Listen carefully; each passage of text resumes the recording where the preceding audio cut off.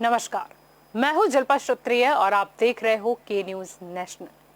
मुख्यमंत्री विजय रूपानी ने कहा ही था कि गुजरात में लॉकडाउन लागू करने का कोई इरादा नहीं है और लॉकडाउन न लगाते हुए 18 मई तक मिनी लॉकडाउन बढ़ा दिया गया है। गुजरात राज्य की बात करें तो गुजरात राज्य में ऑक्सीजन न मिलने के कारण कई लोगों ने जान गंवाई, लेकिन मुख्य प्रधान विजय रूपानी का कहना है कि राज्य में ऑक्सीजन की कमी से एक भी मौत नहीं हुई है। और तो और मुख्यमंत्री विजय रूपानी ने कहा कि गुजरात कोरोना की तीसरी लहर के लिए अभी से तैयारियां कर रहा है, यानी कि तीसरी लहर का मुकाबला करने के लिए हम सक्षम है। और साथ ही गुजरात के मुख्यमंत्री विजय रूपानी ने कहा कि कोरोना की दूसरी लहर से उबरने वाला गुजरात पहला राज्य बनेगा।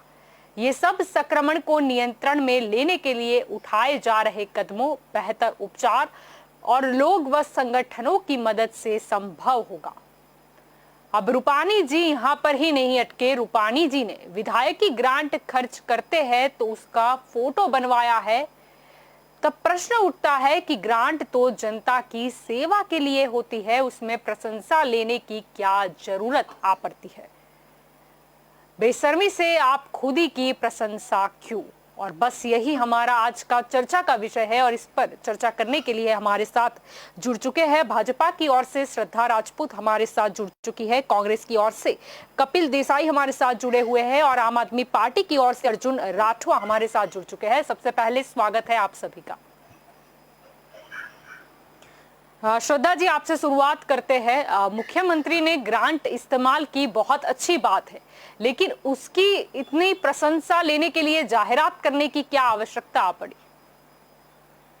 जल्पा जी, पहले तो मैं आपको बता दूं कि जो दूसरी लहर है, जो कि आपने देखा कि उसके अंदर कितना सारा जो है, मैं ये नहीं कहूँगी कि परिस्थिति गंभीर नहीं थी, लेकिन गुजरात उससे उबरने में बिल्कुल अच्छे से कामयाब हो रहा है। क्योंकि आप देखिए कि हमारे केसेस जो हैं वो कम हुए, ओपीडी के केसेस घटे हैं, अवेलेबिलिटी ऑफ ऑक्सीजन बेड, अब आप जाएंगे तो ऑक्सीजन बेड जो है अवेलेबल भी हैं और काफी जगह पे आपको 6 या 10, अगर मैं आज के एसयूटी की 8 बजे की बात करूँ तो 8, और वहाँ वीएस हॉस्पिटल की बात करूँ तो 10, और दूसरी हॉस्पिटल कॉर्पोरेशन की बात करूँ तो 10 जैसी बेड है। अहमदाबाद की इस तरह से हर जगह आपको बेड्स भी थोड़ी खाली मिल रही है। कोविड सेंटर्स है उसके अंदर भी जो हमारे लाभार्थी आ रहे थे उनकी संख्या में कमी आई है, केसेस में भी कमी आई है, और वैक्सीनेशन जो है उसकी ड्राइव भी बढ़ी है।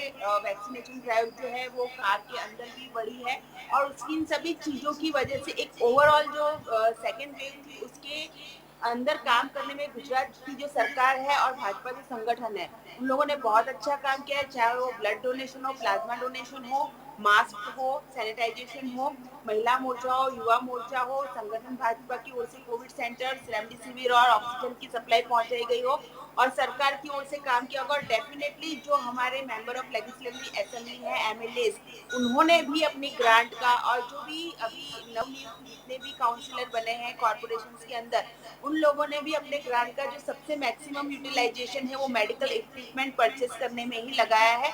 चाहे वो मास्क हो, इंजेक्शन हो, वेंटिलेटर हो।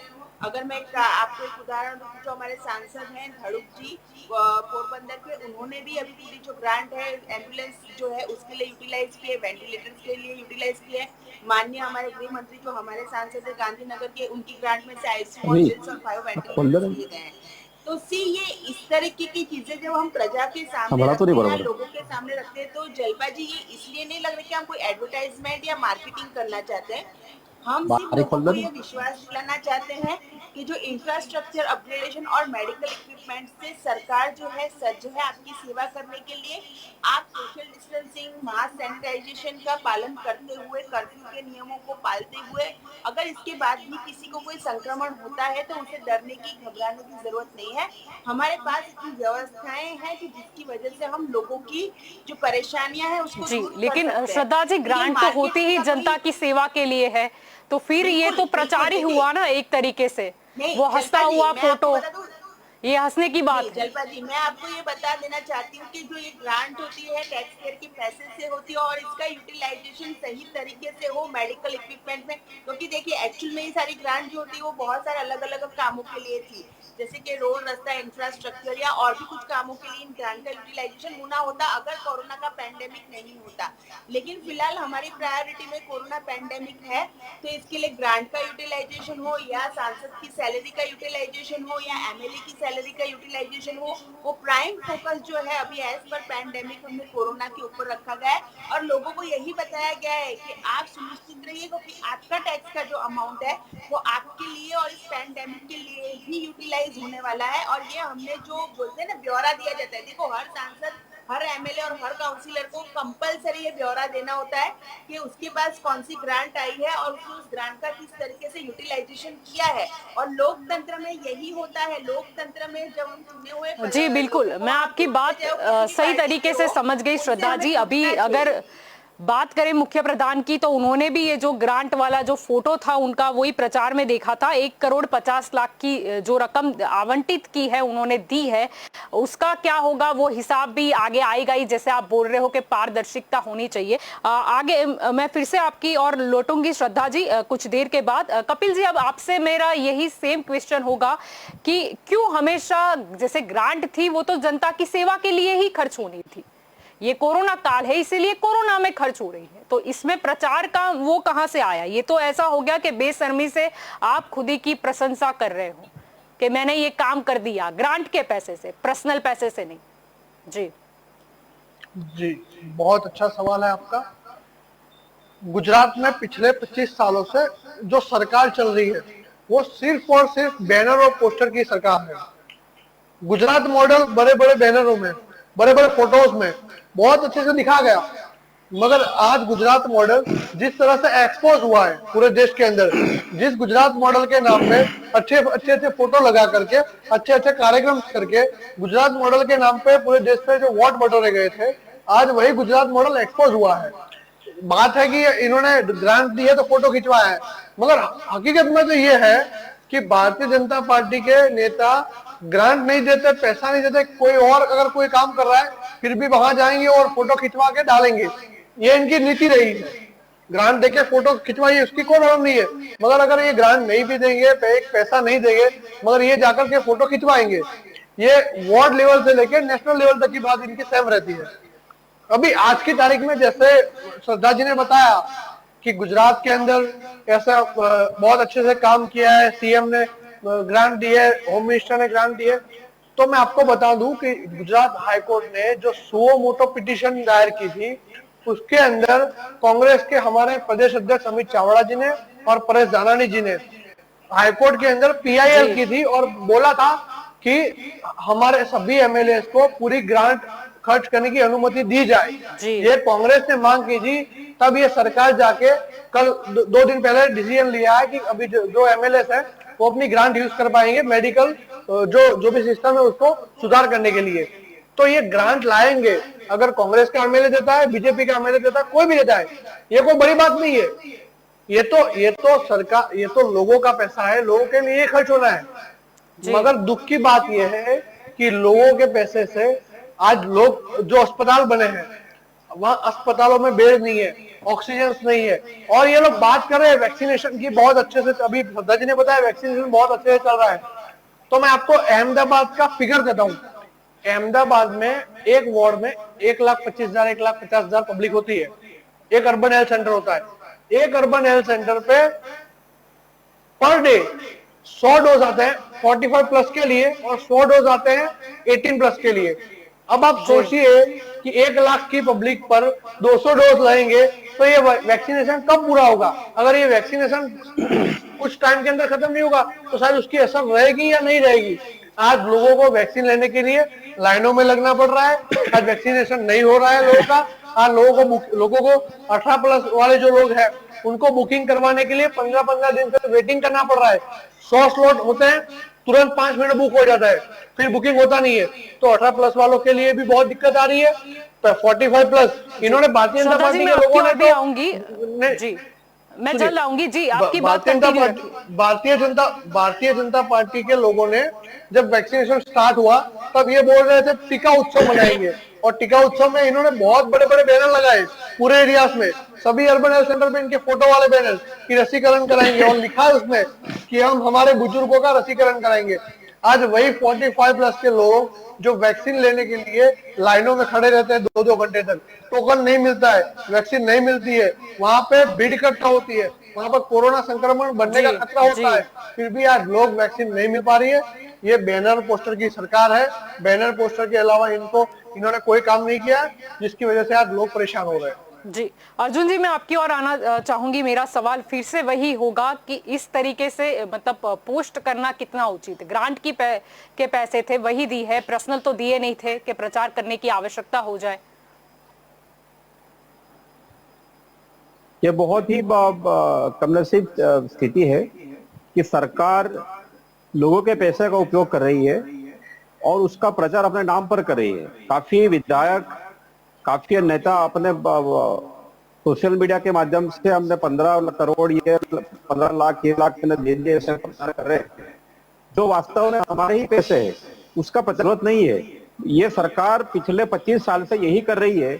अभी ऐसी स्थिति में जहां पर लोग हर रोज मर रहे हैं, लोग हर जगह लाइन में है, अस्पताल में लाइन में है, स्मशान में लाइन में है, फिर भी ये सरकार अपना प्रचार कर रही है। ये बहुत ही कमनसीब स्थिति है। आप पूरे गुजरात की सब देख रहे हैं, लेकिन गांव की जो हालत है, मैं छोटा उदयपुर में एक सिविल हॉस्पिटल है, उस हॉस्पिटल में एक भी फिजिशियन डॉक्टर नहीं है। छोटा उदयपुर में 25 वेंटिलेटर पड़े हैं जिसका यूज नहीं हो रहा है। मुझे लगता है कि ऐसी स्थिति में जहां पर महामारी है और जिस मशीन की बहुत जरूरत है, जिस मशीन से लोग बच सकते हैं, वो मशीन छोटा उदयपुर में अनयूज पड़े हैं, तो उसकी बात कोई नहीं कर रहा है, लेकिन वही अस्पताल कर रहे हैं। तो ये तो बहुत ही मजाक है लोगों के साथ, और इसकी तो मैं घृणा करता हूं। जी श्रद्धा जी, मैं आपकी ओर आना चाहूंगी। अब मेरा सवाल ये है श्रद्धा जी कि ऑक्सीजन की कमी से एक भी मौत नहीं हुई है, ऐसा मुख्य प्रधान विजय रूपानी जी का स्टेटमेंट है। ये तो उचित नहीं है, ये तो सरासर झूठ है। देखिए जल्पा जी, मैं ये कहना चाहती हूँ कि जो एकदम से वेव शुरू हुई थी और जो ऑक्सीजन की डिमांड शुरू हुई थी, उसके बाद में जो हम मैट्रिक टन का जो प्रोडक्शन शुरू कर रहे थे वो हमने बढ़ाया। इंडस्ट्री का जो भी सप्लाई था वो भी मेडिकल ऑक्सीजन के अंदर सप्लाई हुआ। तो ये जो एरर थी वो 2 या 3 दिन के अंदर है, उसे सॉर्ट डाउन कर लीजिए। मेरे पास आज की डेट में कहाँ कितने ऑक्सीजन बेड अवेलेबल है उसका पूरा डेटा है, और अभी ऑक्सीजन की ऐसी कोई जी आपके पास वो डेटा है श्रद्धा जी के ऑक्सीजन की कमी की वजह से कितने लोगों की मौत हुई? जलपा जी अपनी बात रख लेने दीजिए। मैं ये आपको यही कहना चाहती हूँ कि मैं ये यहाँ कोई बुरी प्रशंसा सरकार की नहीं करना चाहती। मैंने कहा था कि स्थिति अति गंभीर थी, लेकिन उसमें से हम बाहर निकल कर आए हैं। और जहाँ तक कि एडवर्टाइजमेंट की मेरी जो बात कर रहे थे मेरे दोनों पूर्व प्रवक्ता, तो पूरे देश को पता है कि अरविंद केजरीवाल जी ने केंद्र के कितने पैसे हैं जो एडवर्टाइजमेंट के अंदर उड़ा दिए हैं। दिल्ली सरकार की एडवर्टाइजमेंट कितनी आती है नेशनल टीवी के ऊपर, इसका पूरा ब्यौरा लिखित में है और वो देना चाहिए। जी श्रद्धा जी, लेकिन बोले गुजरात यहाँ पे भी तो चलता है। नहीं, मैं वही तो बोल रही हूँ कि अगर अरविंद केजरीवाल जी की जो एडवर्टाइजिंग एजेंसी है वो पूरे भारत को पता है कि सबसे ज्यादा मार्केटिंग करने में वो उनका कैसा यूटिलाइजेशन है आम आदमी पार्टी का। झूठ बोलना, प्रपंच करना और मार्केटिंग करना वो उनकी बात है। जहाँ तक कि हम कांग्रेस के जो प्रवक्ता मुझ पे इल्जाम लगा रहे थे कि 25 साल तक बैनर पोस्टर की सरकार है, अरे भाई अगर 25 साल तक बैनर पोस्टर की सरकार होती तो लोकतंत्र में कोई तो चुनाव जीत के आप दिखाते। मैं ये नहीं कह रही हूँ कि हमारे जो कार्यकर्ता है जल्पा जी, आज वो सभी के सभी लोग तन मन धन से अपनी जान देकर भी, कितने लोग हमारे भी कार्यकर्ता कोविड से संक्रमित हो गए, उन्होंने अपनी जान गंवाई है। हमें भी उस चीज का दुख है। मैं मानती हूँ कई कांग्रेस के कार्यकर्ता भी होंगे, शायद उनके साथ भी ये हुआ होगा। ये एक दुख की घड़ी है जिसके लिए हम नकारात्मकता नहीं कर सकते। आपके एमएलए भी हैं, जो आपके 112 एमएलए हमारे हैं, बाकी सारे एमएलए कांग्रेस के हैं, तो वो ब्यौरा दे कि उन्होंने अपने ग्रांट का यूटिलाइजेशन माननीय अमित चावड़ा जी ने कहा किया है, माननीय परेश दानानी जो विपक्ष के नेता है उन्होंने कहा किया है। एनएसयूआई के कितने कार्यकर्ताओं ने ब्लड डोनेशन दिया है, एनएसयूआई के कितने कार्यकर्ताओं ने उनका जो युवा विंग है उसने प्लाज्मा डोनेशन किया है। कहाँ है उनका महिला मोर्चा जिसने टिफिन सर्विसेज प्रोवाइड की हो, मास्क प्रोवाइड किया हो? मेरे पास विद एविडेंस सारा डेटा है कि हमारे युवा मोर्चा के कार्यकर्ताओं ने कितना ब्लड और प्लाज्मा दिया है, कितनी हमारी महिला मोर्चा की महिलाओं ने टिफिन, मास्क और सैनिटाइजेशन और आयुर्वेदिक उपचार लोगों के घर तक पहुंचाए हैं, कितने कोविड सेंटर जो है हमारे संगठन के पदाधिकारी और एमएलए एमपी अपने, यानी श्रद्धा जी वो 900 बेड की जो अस्पताल बनी थी उसमें जो बैनर लगा था, फिर वो जो लाल चादर थी, फिर वो झंडी थी, एम्बुलेंस की, यानी ये सारी चीजें शायद लगता है ये सारे फोटो वीडियो 2022 के विधानसभा की तैयारी चल रही है।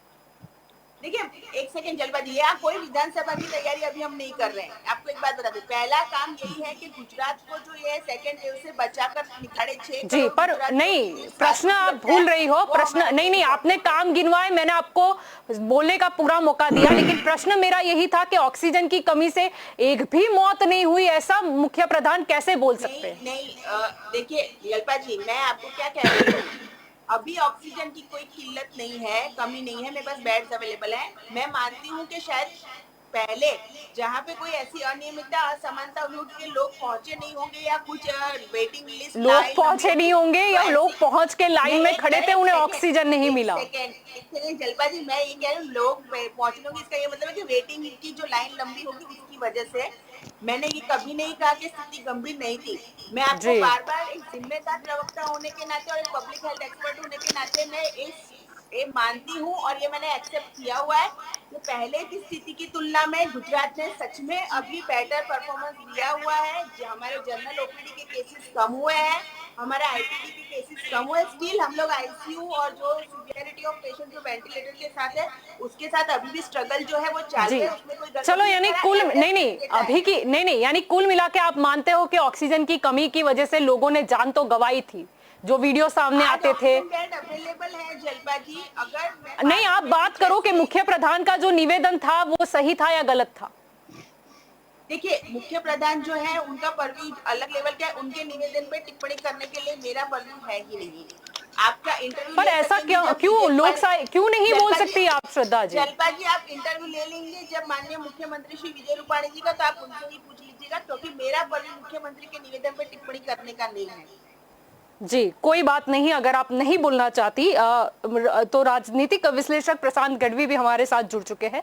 प्रशांत जी, यहाँ पर चर्चा हो रही है कि जिस हिसाब से विजय रूपाणी ने अपनी विधायकी ग्रांट का जो कोविड के लिए दी है उसमें भी एक पोस्ट रखी हुई है। ये पोस्ट रखनी क्या जरूरी है? खुद के पर्सनल पैसे तो दिए नहीं है, दी तो ग्रांट ही है, जिसके ग्रांट मतलब जनता की सेवा के लिए उसे यूज होना है। तो इसमें प्रचार की कहां पर बात आई? प्रशंसा लेने की इतनी भी क्या उत्सुकता? देखिए, पॉलिटिक्स में पावर और पब्लिसिटी ये दोनों both the side of the coin है।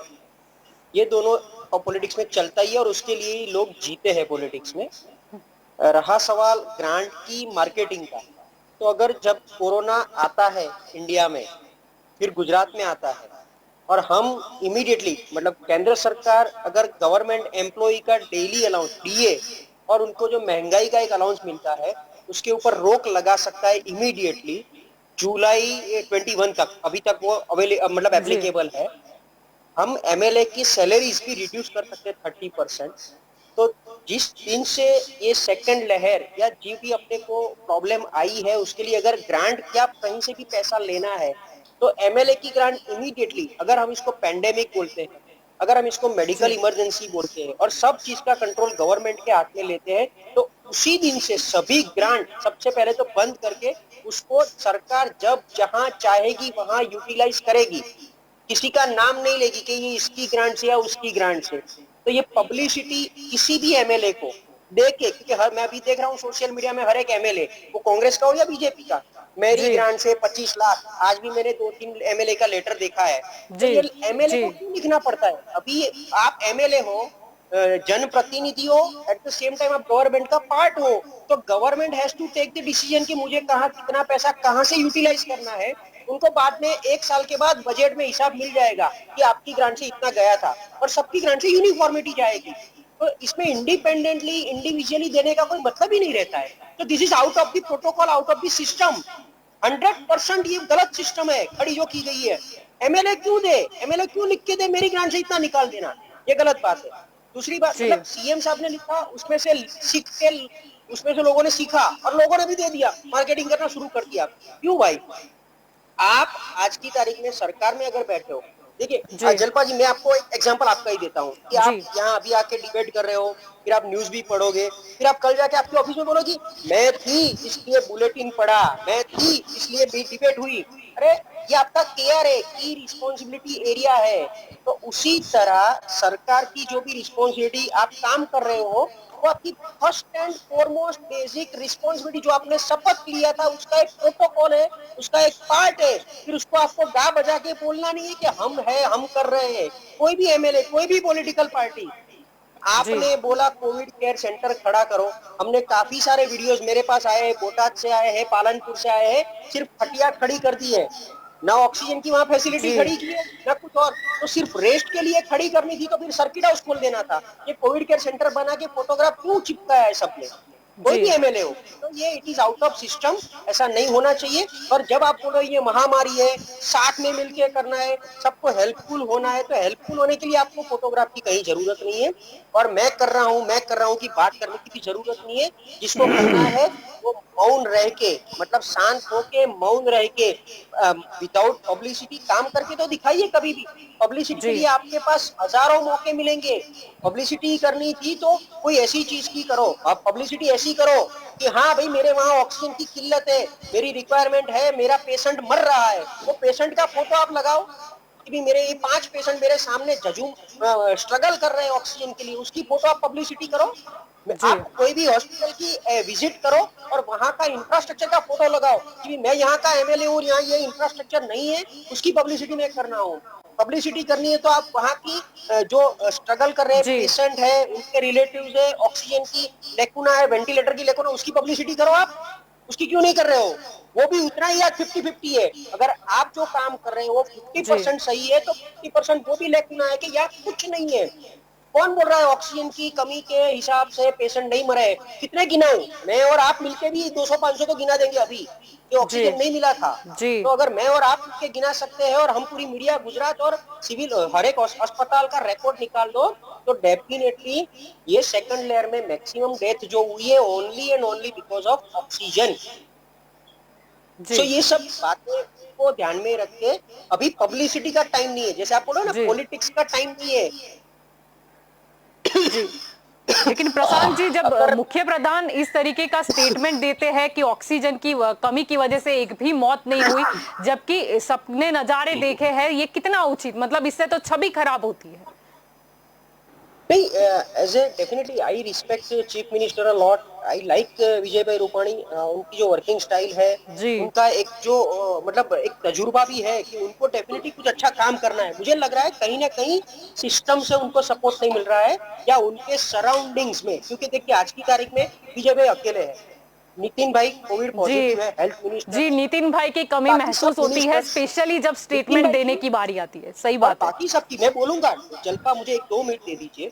जी आज की तारीख में बताइए कौन से मिनिस्टर उनके साथ खड़े हैं, कौन से मिनिस्टर काम करते हुए दिख रहे हैं?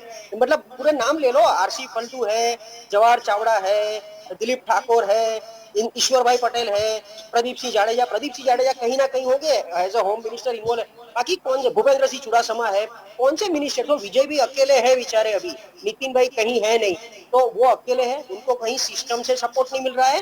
एट द सेम टाइम उनको ऊपर से भी जो ऑर्डर, उनको खुद को जो कुछ करना है, उनके ऊपर जी से ऑर्डर नहीं मिल रहे हैं स्टेट हम्म सेंट्रल गवर्नमेंट से। तो विजय हम्म भाई जो काम करना चाहते हैं उसमें काफी सारे हर्डल्स आ रहे हैं, वो अभी बीजेपी सिस्टम को इंटरनली सुलझाना है। जी बिल्कुल। कपिल जी, मैं आपकी ओर आना चाहूंगी। यहाँ पर बात ये चल रही थी कि मुख्य प्रधान ने स्टेटमेंट दिया था कि ऑक्सीजन की कमी की वजह से एक भी मौत नहीं हुई, कितना उचित? पूरा देश, पूरी दुनिया, पूरा गुजरात जानता है कि आज लोग मर रहे हैं तो 90% उसका सिर्फ एक रीजन है, ऑक्सीजन की कमी। श्रद्धा जी ने एक्सेप्ट किया है, अभी उन्होंने हाँ या ना जवाब नहीं दिया। वो बात बता दी कि उन्होंने एक्सेप्ट किया है कि सीएम झूठ बोल रहे हैं। उन्होंने खुद बोला कि सीएम को जो निवेदन है उसके ऊपर मैं कुछ नहीं बोलूंगी, इसका मतलब उन्होंने एक्सेप्ट किया है। अभी आज की तारीख में जब एक तरफ सरकार बोल रही है, सरकार के एडवोकेट जनरल सुप्रीम कोर्ट को हलफनामे में बोल रहे हैं कि गुजरात को केंद्र सरकार ऑक्सीजन कम दे रही है, गुजरात के पास ऑक्सीजन नहीं है। और शर्म की बात यह है कि देश के वड़ा प्रधान जो गुजरात के मेहसाना के वडनगर से आते हैं और उन्हीं के गांव में 8 लोग ऑक्सीजन की कमी की वजह से मरते हैं। देश के वड़ा प्रधान के गांव के 8 लोग ऑक्सीजन की कमी की वजह से मर रहे हैं। यही स्थिति पूरे गुजरात की है, पूरे देश की है। आज ऑक्सीजन की कमी की वजह से लोग मर रहे हैं। अब मैं आपको बता दूं ऑक्सीजन की कमी क्यों हुई, कैसे हुई। तो ऑक्सीजन का उत्पादन दुनिया में सबसे ज्यादा हम कर रहे हैं। दुनिया को ऑक्सीजन इंडिया देता है, सबसे ज्यादा ऑक्सीजन प्लांट इंडिया में है। फिर भी ऑक्सीजन की कमी इंडिया में क्यों पड़ी? उसका ये रीजन है कि हमने ऑक्सीजन पिछले एक साल के अंदर 9,300 मैट्रिक टन ऑक्सीजन एक्सपोर्ट कर दिया। जैसे रेमडेसिविर हम बनाते हैं, मगर रेमडेसिविर भी एक्सपोर्ट कर दी गई, ऑक्सीजन भी एक्सपोर्ट कर दिया गया, और वैक्सीन जैसे एक्सपोर्ट कर दी गई, वैसे ऑक्सीजन 9,300 मैट्रिक टन जितना ऑक्सीजन एक्सपोर्ट कर दिया है।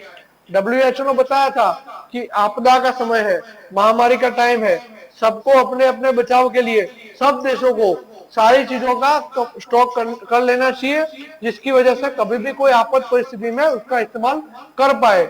मगर अफसोस की बात यह है कि हमारे बड़ा प्रधान जी, जिनको पूरे विश्व के अंदर अपना नाम बनाना है, उसकी वजह से उन्होंने 9,300 मैट्रिक टन एक्सपोर्ट किया है।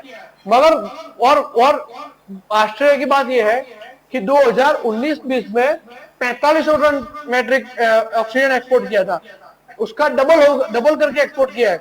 ऐसा नहीं है कि हम हर साल कर रहे थे उतना ही एक्सपोर्ट हुआ है, डबल ऑक्सीजन एक्सपोर्ट कर दिया गया है। और यही नीति के कारण, यही दूरंदेशी के अभाव के कारण आज लोग मर रहे हैं। पूरे देश के अंदर ऑक्सीजन की कमी है, और कोरोना से नहीं मर रहे लोग मर रहे हैं ऑक्सीजन की कमी की वजह से, लोग मर रहे हैं दवाइयों की कमी की वजह से, लोग मर रहे हैं अस्पतालों में बेड की कमी की वजह से। ये हत्याएं हो रही है, हत्याएं। ये लोग मर नहीं रहे। आज सरकार ने इंफ्रास्ट्रक्चर डेवलप नहीं किया है, उसी की वजह से लोग आज मर रहे हैं, और जिसके लिए सरकार संपूर्ण जिम्मेदार है। जी अर्जुन जी, आपका क्या मानना है, ऑक्सीजन की कमी की वजह से गुजरात में क्या कोई मौत नहीं हुई है? ये बहुत शर्म की बात है कि हमारे सीएम साहब ऐसा बोल रहे हैं कि गुजरात में ऑक्सीजन की कमी से कहीं मौत नहीं हुई। ये डिबेट अगर भाजपा के कार्यकर्ता भी अगर सुन रहे होंगे और उनकी प्रवक्ता जो बात कर रही है वो सुन के उनको बहुत शर्म आती होगी, क्योंकि हर जगह हर गांव में जो मौत हुई है, शहर में मौत हुई है, वो ऑक्सीजन की कमी से मौत हुई है। और वहाँ इंफ्रास्ट्रक्चर नहीं है। जैसे हम हमारे ग्रामीण इलाके की बात करेंगे तो यहाँ पर एक सिविल हॉस्पिटल, मैंने पहले ही बताया कि यहाँ पर एक भी वेंटिलेटर काम नहीं कर रहा है, पूरे डिस्ट्रिक्ट में एक भी वेंटिलेटर गवर्नमेंट का नहीं है। यहाँ पर सीटी स्कैन मशीन नहीं है, यहाँ पर कोई भी टेस्टिंग किए बिना दवाई दी जाती है, और इतने भी जो डेथ हुए हैं वो ये व्यवस्था न होने के कारण, ऑक्सीजन न होने के कारण, दवाई नहीं होने के कारण हुए हैं। और ऐसी स्थिति में ये मानना कि ऑक्सीजन के बिना कोई मौत नहीं हुआ बहुत शर्मनाक बात है। मैं छोटा उद्योगों की बात करूंगा तो यहाँ पर अभी भी सीटी स्कैन मशीन नहीं है पूरे डिस्ट्रिक्ट में, यहाँ एक वेंटिलेटर नहीं चलता है। यहाँ पर यहाँ की सांसद जो है भाजपा की, उसने लेटर लिखा है मुख्यमंत्री साहब को, और उसमें बहुत क्लियरली लिखा है कि यहाँ वर्ग 1 यानी कि निष्णात डॉक्टर की 36 वैकेंसीज है, उसमें से सिर्फ एक ही भरी है, तो 35 वैकेंसीज उनकी भरी नहीं है। तो डॉक्टर्स नहीं है, स्टाफ नहीं है, व्यवस्था नहीं है, और जो भी मौत हुए इसी के कारण हुए, ये हमें स्वीकार करना चाहिए, भाजपा के नेता स्वीकार करना चाहिए। क्योंकि ऐसी स्थिति में झूठ बोलना, जहां पर लोग मर रहे हैं, भाजपा के कार्यकर्ता भी मर रहे हैं और लोग भी मर रहे हैं, और ऐसी स्थिति में ये बात व्यवस्था के कारण कोई नहीं मरा, बहुत ही कम नसीब चीज है, ऐसा नहीं बोलना चाहिए। और आज का समय अगर हम सही चेक नहीं करेंगे तो हम सुधार नहीं कर पाएंगे। और उतना ही दूसरी बात है कि ये सरकार जो है कितने मौत हुए उसके आंकड़े छुपा रही है। हम छोटा उदेपुर की बात करेंगे तो सरकार बोल रही है 10 मौत हुए। मैं बोलता हूँ कि हर गांव में यहाँ 800-900 के करीब गांव है, और हर गांव में कम से कम 5 लोग मरे हैं, और आप उसको 900 गुना 5 कर दो, उतने लोग मरे हैं यहाँ पर, जो सरकार स्वीकार नहीं कर रही है। जी बहुत जी जी श्रद्धा जी, और तो और ये ऑक्सीजन की कमी वाले स्टेटमेंट के अलावा रूपानी जी ने ये भी स्टेटमेंट दिया था कि ये दूसरी क्या ये तीसरी लहर आ जाए तो उसकी भी तैयारियां जो है वो बखूबी चल रही है, और हम उतने सक्षम हैं कि हम तीसरी लहर का भी मुकाबला कर सके। यानी कि क्या दूसरी लहर चली गई है? देखिए जलपा जी, दूसरी लहर अभी चल रही है।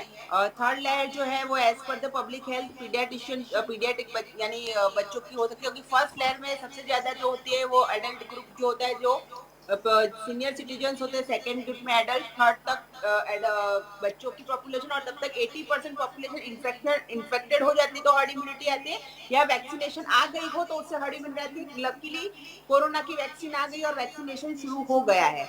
मैं आपको यहाँ एक बात कहना चाहती हूँ, मेरे पूर्व प्रवक्ताओं ने बोला कि हमने एक्सपोर्ट कर दिया, ये कर दिया, ये सब कुछ हमने इंडिया से दे दिया।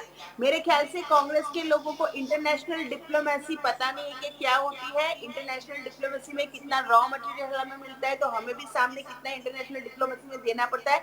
ये एक पारस्परिक व्यवहार है, जिसकी वजह से आज हमें यूएई, ब्रिटेन और अमेरिका से हमें भी वेंटिलेटर, ऑक्सीजन और ये सारा सप्लाई सामने से मिल रहा है, क्योंकि हमने भी उन्हें उनके समय में दिया है। तो वो डेटा जो है वो एविडेंस बेस्ड डेटा है। आप एजुकेटेड हो, देखिए पॉपुलेशन आज बहुत एजुकेटेड है, वो कोई भी निर्णय लेती है तो सब कुछ चेक करती है। सारे लोग जो हमारे व्यूअर्स हैं वो सारे एजुकेटेड, उनको पता है कि इंटरनेशनल डिप्लोमेसी क्या होती है, जो कांग्रेस के प्रवक्ता को बिल्कुल पता नहीं है। दूसरी बात कि जब आप इंफ्रास्ट्रक्चर अपग्रेडेशन की बात करते हो, माननीय सर्वोच्च अदालत ने खुद ये लिखित में उनका खुद की टिप्पणी है कि 70 इयर्स में, आजादी के 17 सालों में, क्योंकि 1943 में हमारा देश आजाद नहीं हुआ था, तब सर जोसेफ बोर अंग्रेजों के जमाने के जो थे, उन्होंने ही प्राथमिक आरोग्य केंद्र, सब सेंटर और कम्युनिटी हेल्थ सेंटर का कॉन्सेप्ट लाया था। उसके बाद के 70 ईयर्स तक क्या इंफ्रास्ट्रक्चर अपग्रेडेशन है, उसकी टिप्पणी माननीय सुप्रीम कोर्ट ने, सर्वोच्च अदालत ने की है। 2014 के बाद हमने कितनी एम्स बनाई, कितने मेडिकल सिटी बनाई है। गुजरात के अंदर जीएमईआरएस हॉस्पिटल्स कितनी है, जीएमईआरएस के अंदर कितने डॉक्टर हैं, पैरामेडिक स्टाफ की कितनी भर्ती हुई है, मल्टीपर्पज हेल्थ वर्कर की कितनी भर्ती हुई है, गौ सेवा पसंदगी के अंदर पर कोरोना वॉरियर्स, वो जो डॉक्टरों की अगर हम बात करें तो उनका जो विरोध सामने आया, श्रद्धा जी, उस बारे में क्या कहना चाहोगे? नहीं, देखिए जलपा जी, उनका विरोध जो भी है उसके प्रति भी सरकार बिल्कुल काम करेगी। जो भी स्टाइपेंड 40% बढ़ाने का था, माननीय नायब मुख्यमंत्री जी जो हमारे हेल्थ मिनिस्टर भी हैं, उन्होंने कोरोना पॉजिटिव होने के दिन ही 2-3 दिन के अंदर अनाउंसमेंट कर दिया था और 40% स्टाइपेंड भी बढ़ाया। और ये सारी चीजें एविडेंस बेस्ड है, डॉक्यूमेंटेड है, मेरे घर से मैंने नहीं ली है। मेरे दोनों जो प्रवक्ता हैं आम आदमी पार्टी के और कांग्रेस के, इसे झुठला दे तो मैं मान जाऊं। मेरे साथ इंटरनेशनल डिप्लोमेसी में प्रशांत भाई राजकीय विषय से किए, क्योंकि वो हमारे कॉम्पिटिटर नहीं, वो हमें आईना दिखाने के लिए बैठे हैं, तो वो इस बात को एक्सेप्ट करेंगे कि इंटरनेशनल डिप्लोमेसी के अंदर हमें भी वहां पे चीजें देनी होती है। और जहां तक कि आप मेक इन इंडिया की बात करें तो वो कोवैक्सीन और कोविशील्ड का रिजल्ट जो है, उसके भी डाटा डॉक्यूमेंटेशन, वर्ल्ड ने ये दोनों वैक्सीन को एक्सेप्ट किया है, और इसका रिजल्ट एफिकेसी जो बोलते हैं गुणवत्ता के हिसाब से मेडिकल टर्म के अंदर, एफिकेसी में भी कोवैक्सीन और कोविशील्ड जो है वो रैंक कर रही है। फाइजर और इसके होने के बाद भी आज हमारी कोवैक्सीन और कोविशील्ड मेक इन इंडिया के अंदर रैंक कर। लेकिन प्रश्न ये था कि क्या तीसरी लहर के लिए सक्षम है, ये स्टेटमेंट कितना अभी उचित था, अभी पहले से बोलना? कांग्रेस के प्रवक्ता को बोलना चाहती हूँ कि आपके माननीय मुख्यमंत्री श्री जो राजस्थान के हैं हमारे गहलोत जी, जो कांग्रेस पार्टी की ओर से थे, उन्होंने तो कह दिया है कि 7 करोड़ जनता तक मैं नहीं पहुंच पाऊंगा, जनता खुद अपनी रक्षा करे। यहाँ पे आप बोल रहे हो कि हमारे नेताओं में कोई समन्वय नहीं है, तो ऐसी बिल्कुल बात नहीं है। अब एक आप काम कर लीजिए, सबकी कॉल डिटेल्स निकाल लीजिए। हमारे CR पाटिल जी ने मुख्यमंत्री जी से कितनी बात की, नायब मुख्यमंत्री जी ने कितनी बात की, सब लोग एक दूसरे के समन्वय में रह के सरकार और संगठन एक साथ काम करती है। और हमारी चाहे जितनी भी आलोचना आप इस बेंच पे कर ले, हमारा काम है लोगों तक 6.5 करोड़ गुजरातियों के प्राण। पर श्रद्धा जी, दूसरी लहर में तो हमें लंबी लंबी लाइनें देखने के लिए मिली, लोग कितने परेशान हो रहे थे ये भी हमने देखा। आप तीसरी लहर का मतलब समझती हो जो रिपोर्ट में सामने आया? आज आप मुझे ओपीडी के केसेस बता दीजिए, आज आप मुझे ओटो बेड की अवेलेबिलिटी ना हो, ऐसे हम तीसरी लहर के लिए सक्षम है, दूसरी लहर गई नहीं है, पहले से ये भविष्यवाणी करने की क्या आवश्यकता थी? नहीं, देखिए सुनिए, तीसरी लहर का तो देखो, तीसरी लहर के बारे में तो एज पर पब्लिक हेल्थ जो है एक्सपर्ट ओपिनियन आया कि ये बच्चों में देखी जाएगी, तो उसके लिए भी जो वैक्सीनेशन या नहीं, इसके अलावा भी काफी बोला गया था, काफी सारी चीजें थी तीसरी लहर के बारे में। काफी आप जो बता रही हो, बच्चों में तो दूसरी लहर से फैलना ये मतलब स्टार्ट हो गया है। इसके अलावा भी कि सिचुएशन कितनी डेंजर हो सकती है, जैसे दूसरी लहर में, पहली लहर में हमने नहीं देखा था कि ऑक्सीजन की इतनी कमी पड़ रही थी, यानी कि ऑक्सीजन की उतनी आवश्यकता पड़ रही थी या वेंटिलेटर की। वर्ल्ड के एक सेकंड जलपा जी, मैं को आपको बोलने दीजिए। दुनिया के किसी भी देशों में सेकेंड वेव आई है। प्रशांत जी मेरे साथ अग्री होंगे, चाहे वो अमेरिका। अरे पर वही तो श्रद्धा जी बात है, जब दूसरे देशों में वो लहर आई थी दूसरी, तब भारत के लिए भी खतरा है ये बोला गया था। तब क्या कर रहे थे? सो रहे थे, सो रहे थे, लोगों को दिक्कतें नहीं हुई है। आप ऐसा नहीं बोल सकती कि अभी देख लो, अभी देख लो। अरे जो दिक्कतें हुई उसका क्या? नहीं 2 वीक तक जो उन्होंने भुगता लोगों ने, उसका क्या? अमेरिकन को दिक्कत नहीं हुई, ब्रिटेन में यूके को दिक्कत नहीं हुई। हाँ ठीक है ना, लेकिन बात तो हम जहां पर रह रहे भारत देश की ही करेंगे ना। मुझे कोई नहीं, मैं भारतवासी हूँ तो मैं बात यहाँ की करूंगी ना। मैं अमेरिका में रह रही हूँ क्या? हमें 70 ईयर्स में इतना अच्छा नहीं मिला है। पहले आप मुद्दों पे जब बहस कीजिए तो सारे टेक्निकल पॉइंट्स उठाइए। आप मुझे मत सिखाइए श्रद्धा जी, आप मुझे मत सिखाइए। मैं सीधा सवाल करती हूँ, आपको अपने पार्टी का गुणगान करने का मैंने पूरा वक्त दिया। इसका यह मतलब नहीं है कि आप मुझे सिखाओ। आप मुझे सिखाओ क्या? आपके जवाब से मैं सवाल नहीं बनाऊंगी, आपके जवाब के हिसाब से मैं सवाल नहीं बनाऊंगी। मैंने आपको बोलने का पूरा मौका दिया।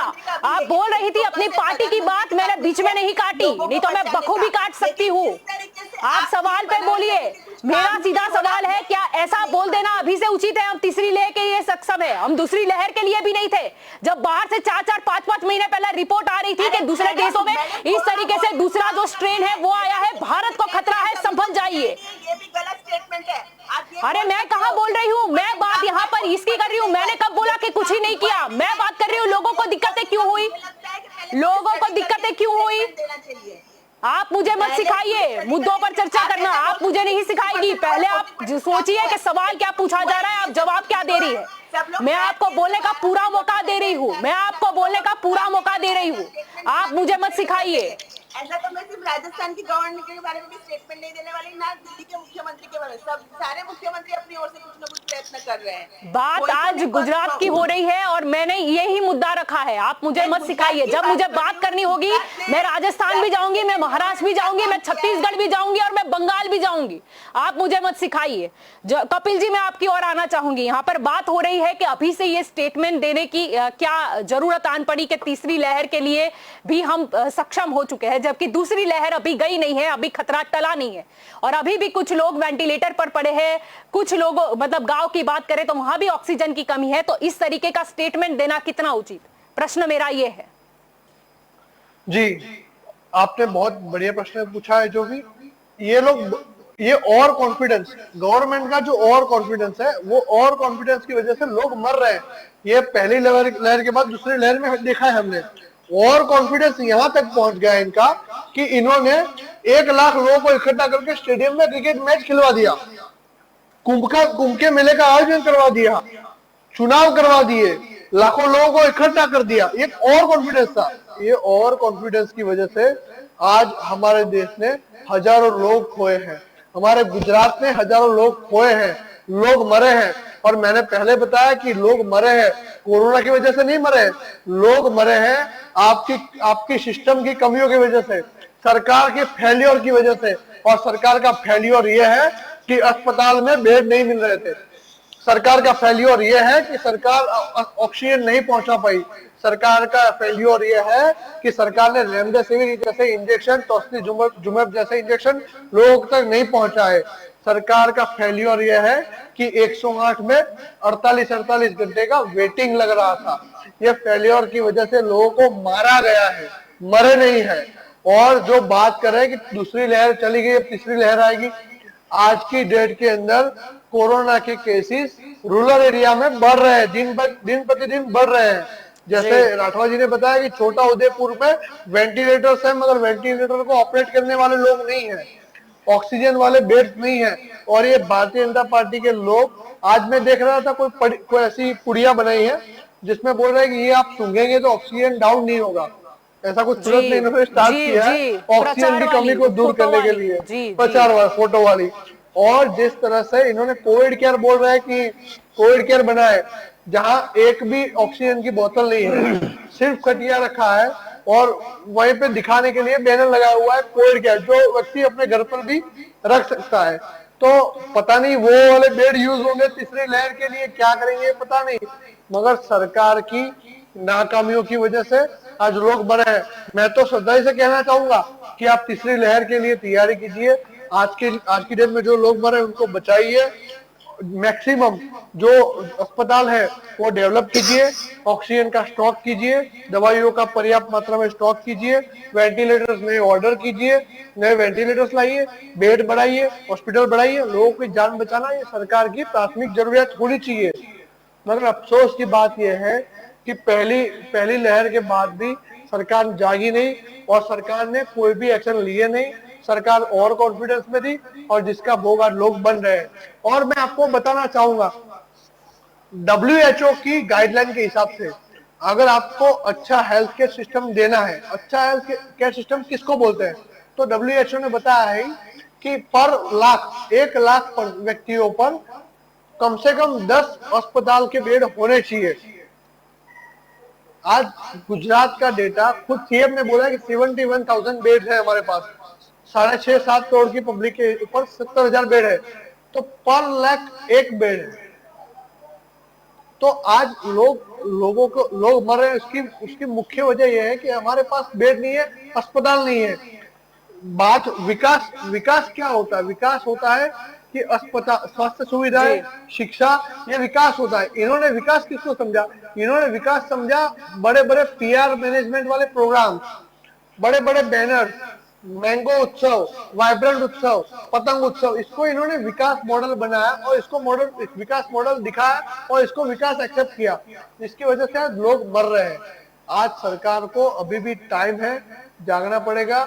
ये जो आपने पहले हमारी जो स्टार्टिंग जो डिबेट का मुख्य एजेंडा था कि जो ग्रांट, तो आज विपक्ष ने बोला है कि हमें हमारे 65 MLA हैं, हम सारे MLA हमारी पूरी 1 करोड़ 1.5 करोड़ जो भी ग्रांट है वो पूरी हेल्थ केयर सिस्टम के लिए खर्च करना चाहते हैं, जिसके लिए हमें हाईकोर्ट जाना पड़ता है।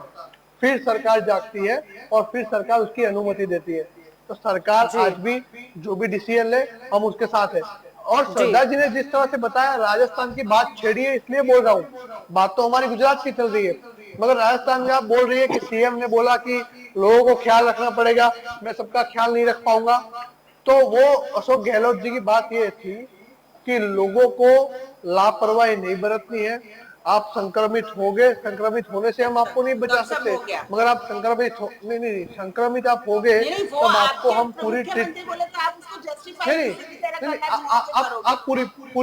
पूरी बात सुनिए। तो आप संक्रमित होंगे तो कल नहीं, बात सुनिए नहीं श्रद्धा जी, गुजरात के मुख्य प्रधान विजय रूपानी जी ने भी कहा था कि जो कदम हम उठा रहे हैं, बेहतर जो उपचार है, लोग है, संगठन है, ये सब मिलकर मदद करेंगे तो हम सक्षम बनेंगे। ये मुख्य प्रधान विजय रूपानी का भी स्टेटमेंट था, यानी लोगों के ऊपर डाला ऐसा नहीं बोल सकते। आप शब्द को समझिए। मेरी बात जल्पा जी मेरी बात पूरी कर लीजिए जी। श्रद्धा जी, मैं आपके बीच में नहीं बोला हूँ, मैं बीच में नहीं बोला हूँ। श्रद्धा जी हाँ ठीक है ना, लेकिन वो ऐसे स्टेटमेंट तो नहीं देते कि ऑक्सीजन की कमी की वजह से कोई मरा ही नहीं है, हम तो तीसरी लहर को भी कंट्रोल में करने में सक्षम है। मैं बीच में नहीं बोला हूँ। श्रद्धा जी को बताइए, मैं बीच में नहीं बोला हूँ। आप अपने टाइम पे आप बोल लेना जो भी बोलना है। आप जिस तरह की नकारात्मकता कर रहे हैं ना, उसके में श्रद्धा जी मैं बीच में नहीं बोला हूँ। आपको टाइम मिला है, आपको जब टाइम मिलेगा आप पूरा बोलिएगा, अपना पक्ष रखिएगा। जी कपिल जी, आप कंटिन्यू कीजिए, यहाँ पर आप मेरे सवाल का जवाब दोगे। नहीं श्रद्धा जी, आप मेरी पूरी बात सुनिए। श्रद्धा जी को बीच में बोलेंगे तो मैं कैसे बोल पाऊंगा? पर आप अपनी बात कायम रखिए, सवाल मैंने किया, सुन भी मैं ही रही हूँ। नहीं वो बीच में बोल रही है, मैं कैसे उनको आप पहले बोलिए कि अपने टाइम पे बोलिए। वो श्रद्धा जी आपको टाइम मिलेगा, आप बोलिएगा। अरे श्रद्धा जी चिंता मत कीजिए, नहीं भाजपा में से आपको डांट मिल जाएगी, क्यों चिंता कर रहे हो? आप नहीं ऐसे स्टेटमेंट दे रहे कि ऑक्सीजन की वजह से एक भी मौत नहीं हुई, तो आपको चिंता करने की जरूरत नहीं है। क्या तोड़ मरोड़ को क्या बोल रहे हो आप? फिर से दोहराइए अपने शब्द। सारे अच्छे काम किए। अरे मुख्य प्रधान क्या बात कर रहे हो? ये स्टेटमेंट कोई देता है क्या? ऑक्सीजन की वजह से कोई नहीं मरा। मतलब एक पर्सनल एजेंडा चला के पीछे पड़ जाना है, ये मुझे अरे पर्सनल एजेंडा मुझे मत सिखाइए, पहले आप देखिए प्रचार करते हैं, वो फोटो छपवा के घूमते हैं, इसे क्या बोलते हैं? एजेंडा नहीं है ये आपका। अरे विधानसभा की चुनाव का ये एजेंडा है। आप मेरा मुंह मत खुलवाइए, मुझे मुद्दे से भटकाइए मत, नहीं तो मैं बहुत बखूबी जवाब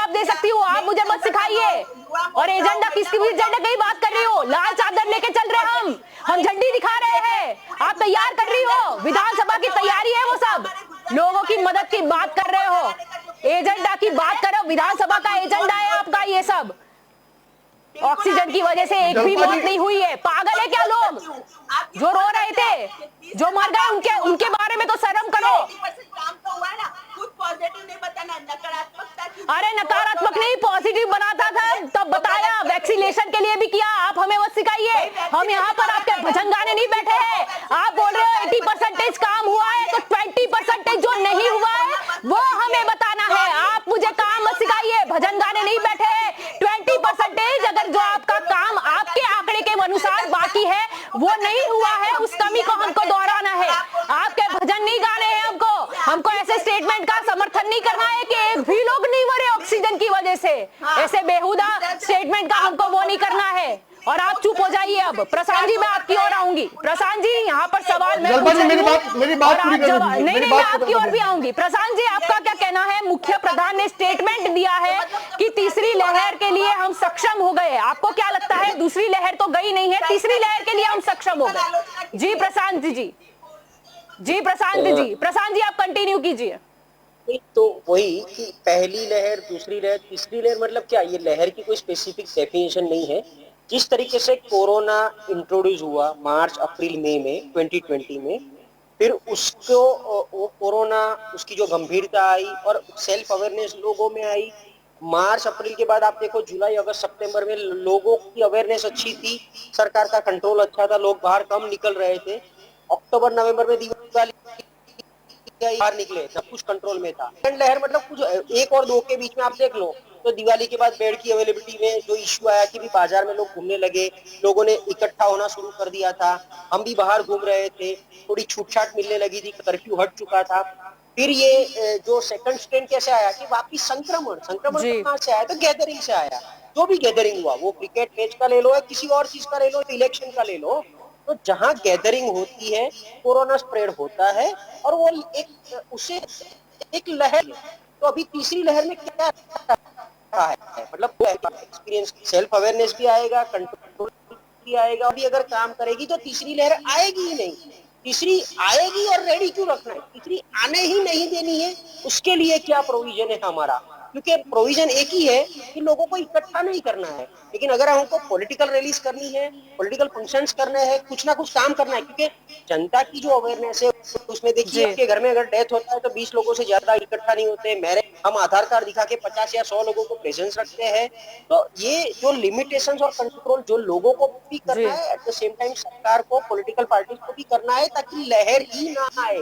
लहर मतलब क्या, कोरोना के भाई खड़े नहीं होते कि पहला भाई नॉर्मल था, दूसरा भाई थोड़ा एब नॉर्मल है, तीसरा भाई जी बहुत ही मेंटल आएगा। जब जी पब्लिसिटी की बात होती है, वैसे ये कोरोना काल में मुझे कुछ हास्य की बात नहीं करनी है, लेकिन नेताओं के बारे में हास्य कलाकार काफी सारी चीजें बोलते हैं। एक तो चीज मैं आपको बताता हूँ जी कि नेताओं बिल्कुल। के जेब में एक कैची होती है, कैची ऑलवेज वो रेडी होती है कि उनको ऐसा होता है कि मुझे जाके इनोग्रेशन ही करना है। तो अगर शमशान के इनोग्रेशन, विधवा जी गृह के इनोग्रेशन, मेंटल हॉस्पिटल के इनोग्रेशन और ओल्ड एज होम, इसके इनोग्रेशन में भी कोई भी नेता जाता है, मैं यहाँ कोई पार्टी को टारगेट नहीं कर रहा हूँ, लेकिन कोई भी नेता जाएगा तो वही बोलेगा, अगर शमशान में जाएगा तो वही बोलेगा कि इसका ज्यादा से ज्यादा डेवलपमेंट हो, इसको मैक्सिमम ऑक्यूपेंसी मिले, वैसी मेरी शुभेच्छा है। वैसे जी ही ओल्ड एज होम में जाएंगे तो भी बोलेंगे कि इसका ज्यादा से ज्यादा विकास हो, दिन प्रतिदिन यहाँ पर लोग ज्यादा आए, वैसा उनका विकास हो। और ऐसे ही मेंटल हॉस्पिटल में जाएंगे जी तो भी बोलेंगे यहाँ रोज लोग ज्यादा भर्ती हो, वैसी हमारी शुभेच्छा है। तो ये भी पब्लिसिटी का एक पार्ट बन जाता है तब। तो ये जी, सब सब वाहिनी मुद्दे वाला पे फोटो आ रहा हमने है। भी देखा था, उसके एग्जैक्टली, उद्घाटन और का। अभी जी भी आपकी प्रशांत जी, स्क्रीन पे समझ मैं गई देख मैं रहा हूँ आपका कि इशारा। सब वाहिनी, एट द सेम टाइम एक एम्बुलेंस का भी इनोग्रेशन, वो सीएम की झंडी अभी सीएम विजुअल जी चल विजय हाँ, रूपानी जी, झंडी ये जी, फिर दोनों वो चीज लाल अच्छी चादर। चीज नहीं है। बिल्कुल बिल्कुल। जी तो अर्जुन जी, ये मैं लहर आपकी के जी सामने जी बोलिए तो प्रसाद हमें जी। एक बात खत्म करनी कि ये तीसरी लहर पहली बात आनी ही नहीं चाहिए। और अगर आज से, क्योंकि का एक्सपीरियंस हुआ है, तो पता नहीं था किसी को कि दूसरे में ऑक्सीजन लेवल डाउन होगा, वेंटिलेटर पे पेशेंट को जाना पड़ेगा कुछ स्टेज पे।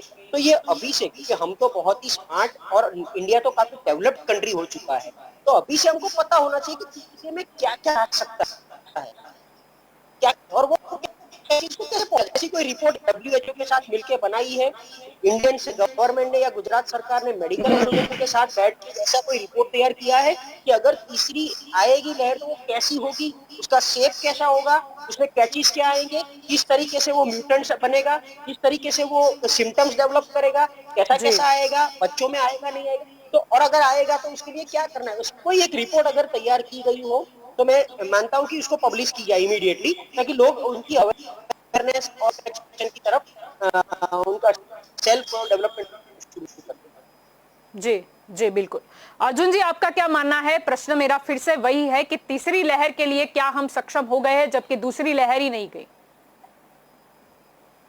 हाँ, हमने तो बहुत क्लियरली कल सभी पूरे गुजरात में हमने एक आवेदन दिया है गवर्नमेंट को, और हमने ये बोला है कि आप तीसरी लहर के लिए के सामने लड़ने के लिए पूरे गुजरात में वैक्सीनेशन करवाइए, वैक्सीनेशन का आपका कार्यक्रम डिक्लेयर कीजिए, वैक्सीनेशन के लिए इनफ मात्रा में डोज दीजिए, वैक्सीनेशन का पूरा प्लान बनाएंगे, कब तक हम ये पूरा कर पाएंगे।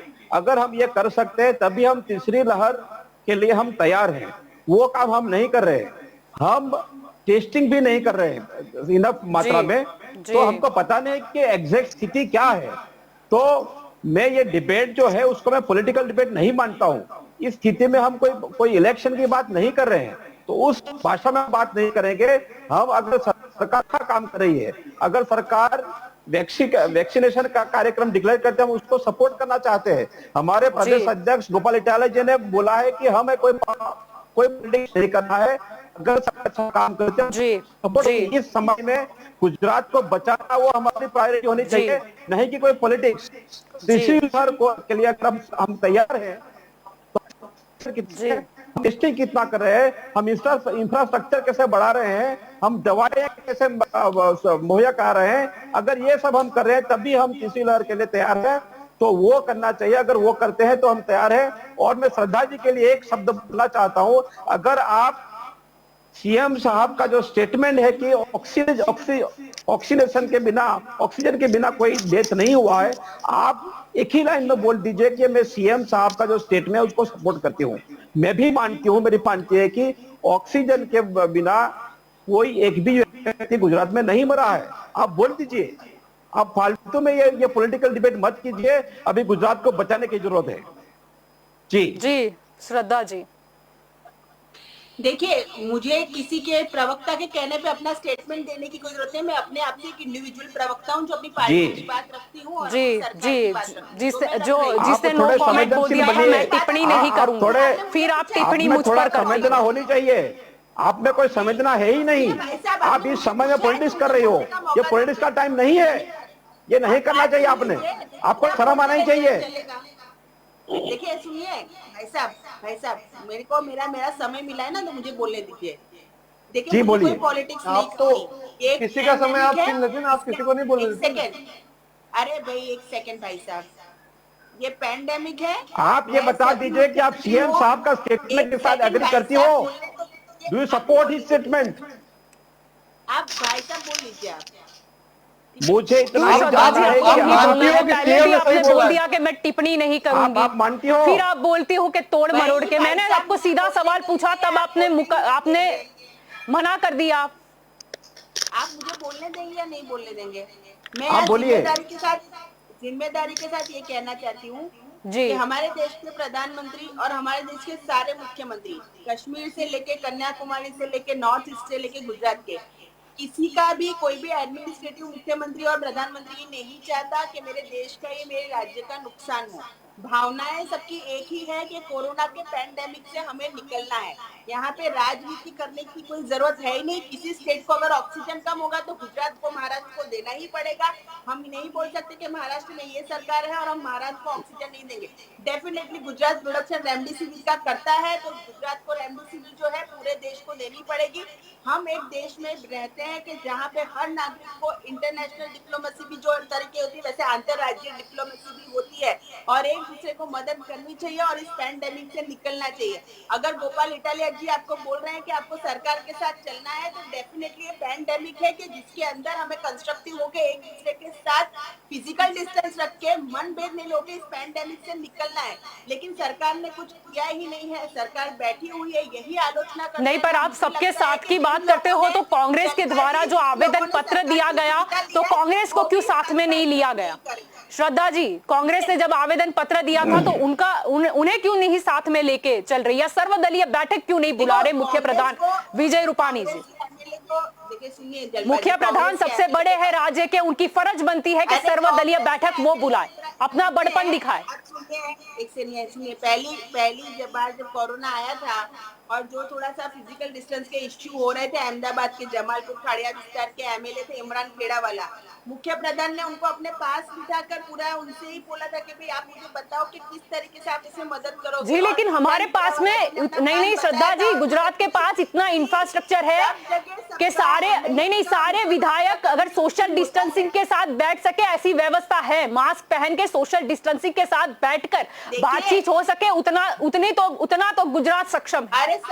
बुलानी हो बैठक तो हो सकती है। परेश धानाणी जी मुख्यमंत्री से अमरेली के लिए बात नहीं करते होंगे और अमरेली की हेल्प मुख्यमंत्री जी नहीं करते होंगे, सब करते हैं। अमित चावड़ा जी, अरे उनकी फर्ज है, कर रहे हैं, उनकी फर्ज है। देखिए सुनिए, ऐसा कोई नहीं देखो जो भी इलेक्टेड विंग्स होती है वो ऐसे नहीं हो जाती कि भाई हमारे यहाँ पे डीडीओ कलेक्टर जो है वो सभी जो है यहाँ के इलेक्टेड विंग्स होते हैं उनके साथ मिलकर ही काम करते हैं, कोई किसी का अपोज नहीं करता। और ये जैसे कि पैंडेमिक है, हम सब एक मानवता वाले कंट्री से आते हैं, हम सब एक दूसरे की हेल्प करते हैं। मनभेद होना एक अलग बात है, मतभेद होना एक अलग बात है, लेकिन ऐसा कुछ मनभेद या मनभेद नहीं है कि हम इस पैंडेमिक के नाम पे कोई राजनीति करें। हम जो भी कार्यकर्ताओं को वैक्सीन लग रही है वो सभी को लग रही है, इसमें ऐसा नहीं होता कि इसको लगेगी तो ये आम आदमी पार्टी का कार्यकर्ता। पर ये मुद्दा वैक्सीनेशन का उठा ही नहीं है श्रद्धा जी, यहाँ पर तो बात चल रही है कि वैक्सीनेशन को बढ़ावा मिलना चाहिए। आप यानी कि आम आदमी पार्टी भी सपोर्ट करने के लिए तैयार है, यानी वैक्सीनेशन का सवाल ही नहीं है यहाँ पर। एक सेकेंड, मेरे प्रवक्ता ने बोला कि 200 वैक्सीन, उनको पता होना चाहिए कि एक वैक्सीनेशन के बाद आधे घंटे तक लोगों को ऑब्जर्वेशन में रखा जाता है, तुरंत भेजा नहीं जाता है। उस हिसाब से जो पूरे दिन का शेड्यूल होता है उस हिसाब से वैक्सीनेशन प्लान किया रहता है। इसलिए कह देना कि कुछ नहीं हो रहा, मुझे लगता है कि सबसे बड़ा दुर्भाग्यपूर्ण स्टेटमेंट होगा। हाँ, आप आलोचना कर सकते हैं, डेफिनेटली विपक्ष का काम आलोचना करना है, पर आप कोई कंस्ट्रक्टिव आलोचना करें। आप बताइए कि कितने सीनियर सिटीजन को आपके कार्यकर्ता गाड़ी में बिठा के वैक्सीनेशन लेने गए। हम बता सकते हैं कि हमारे कितने युवा मोर्चा के भाइयों ने अपनी गाड़ी में बिठा के सीनियर सिटीजन को जो है वैक्सीनेशन दिया। हाँ, तो उनकी फर्ज थी ना, अगर लेके गए, कोई एहसान तो किया नहीं है। श्रद्धा जी, ये तो सारे कार्यकर्ता नेताओं की फर्ज है जो अभी 3 महीने पहले ही स्थानिक निकाय के चुनाव में गए थे मत मांगने। ये ऐसी आलोचना मत कीजिए प्लीज, आप ऐसा कुछ करिए तो थोड़ा कंस्ट्रक्टिव बोलिए।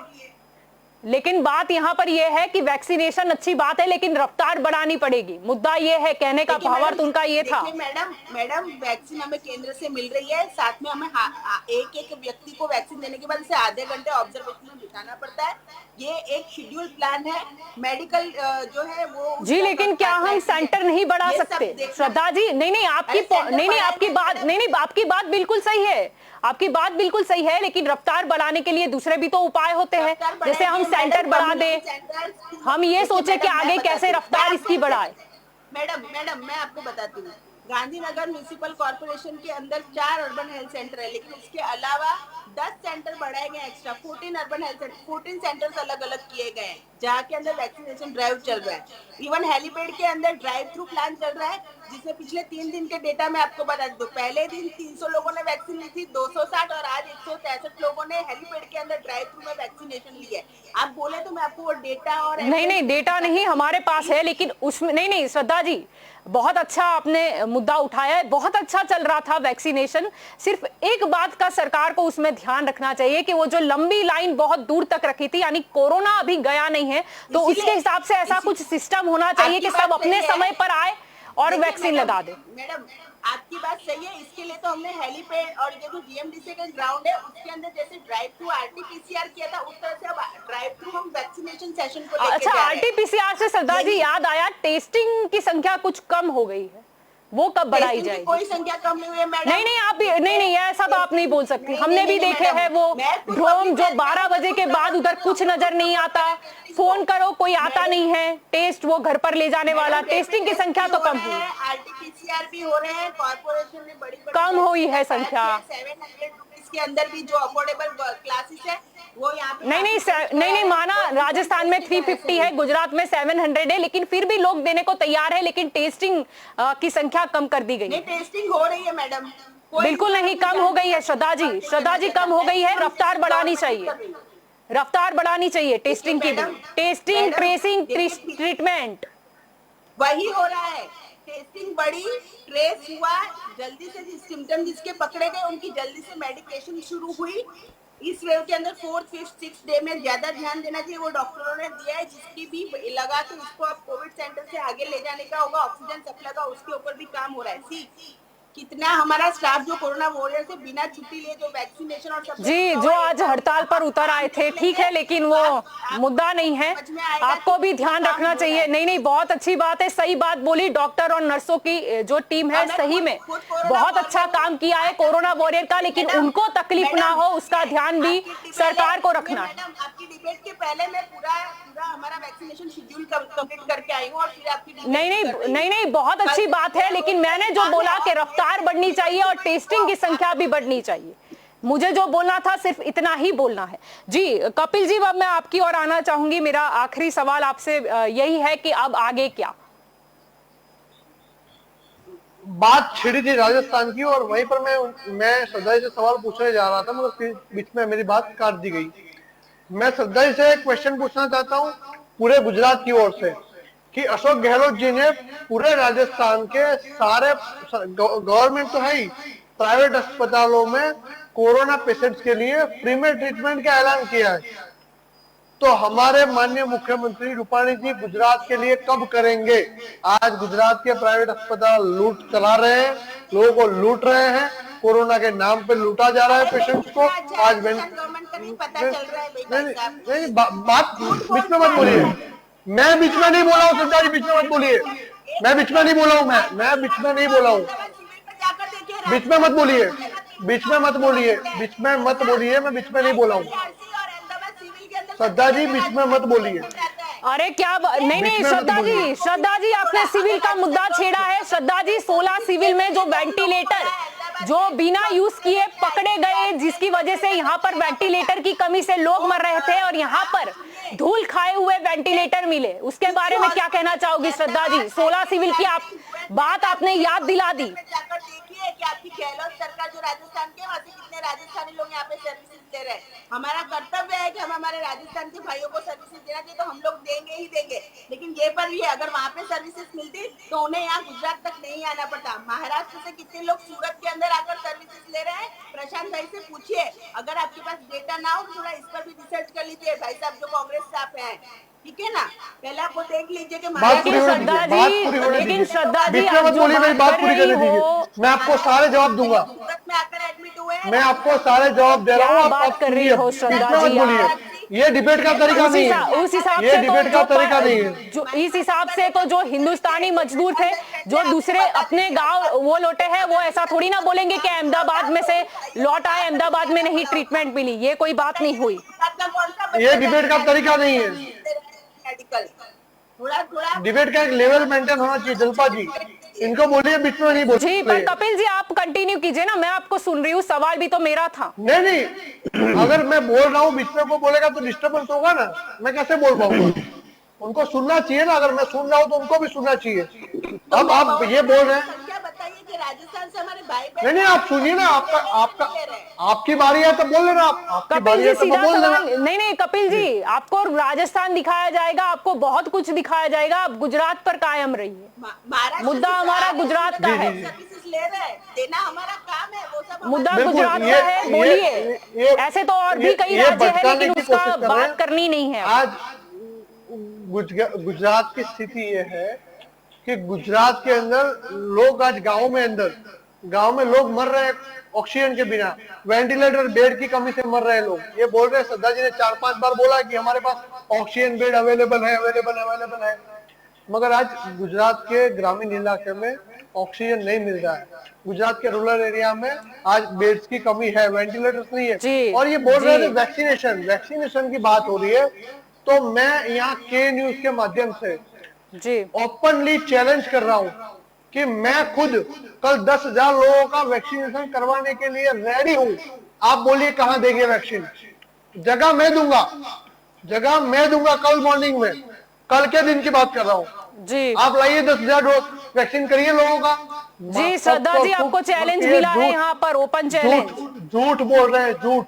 आज ये लोग झूठ कर रहे हैं। आज गुजरात के अंदर वैक्सीनेशन सिर्फ इसलिए चालू है, श्रद्धा जी सरकार आपको अपनी श्रद्धा जी आबरू आपको चैलेंज बचाने मिली के है। लिए श्रद्धा जी वैक्सीनेशन आप कर कुछ रही है। बोल नहीं रही हो। लगता है श्रद्धा शायद जी बोलेंगे भी नहीं, डिस्कनेक्ट हो गई। नहीं बोलेंगे क्या भी बात नहीं इस विषय पर। आज हमारे पास पर्याप्त मात्रा में वैक्सीन का स्टॉक भी नहीं है। देखिए, सरकार की दूरंदेशी के अभाव से आज की जो स्थिति है उसका निर्माण हुआ है। जी। सरकार को वैक्सीन जब आई तब सरकार ने पहले तो स्टेजेस क्रिएट किए, और सरकार ने स्टेजेस क्रिएट करने के बाद तो मैंने बोला सरकार का और कॉन्फिडेंस, सरकार को ये और कॉन्फिडेंस हो गया कि अब कोरोना चला गया है। मोदी जी ने आके डिक्लेयर भी कर दिया जनवरी में कि हमने कोरोना को हरा दिया है, 130 देशों की मदद कर दी है। और इसी ओवर कॉन्फिडेंस की वजह से हमने वैक्सीन का ऑर्डर नहीं दिया, और हम जब हमने वैक्सीन बनाने का ऑर्डर नहीं दिया है तब ऑब्वियसली वैक्सीन नहीं बनेगी।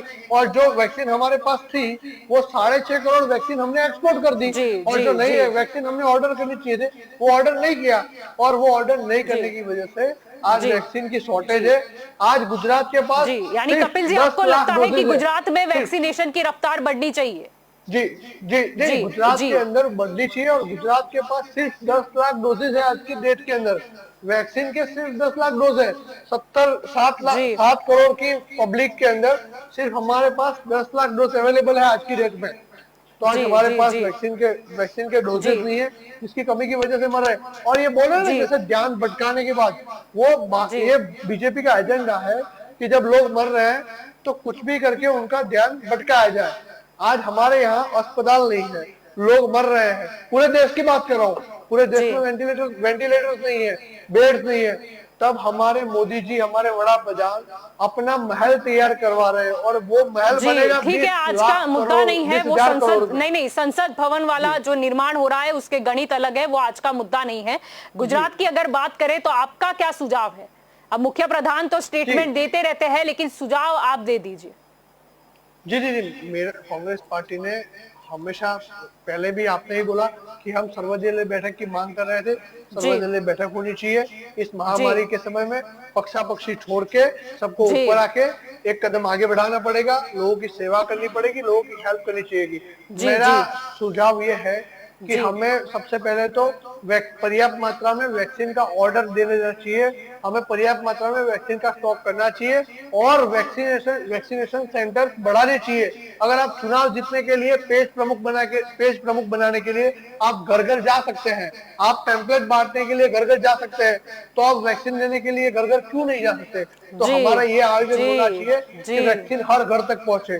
मेरा दूसरा सुझाव ये है कि हमें अस्पताल बेड्स का निर्माण करना चाहिए, ज्यादा से ज्यादा अस्पताल डेवलप करने होंगे, ज्यादा से ज्यादा वेंटिलेटर्स बढ़ाने होंगे, हमें पर्याप्त मात्रा में जो दवाइयां हैं उनका स्टॉक करना पड़ेगा, दवाइयां का जो भी गुजरात में बन रही है उसका उत्पादन बढ़ाना होगा।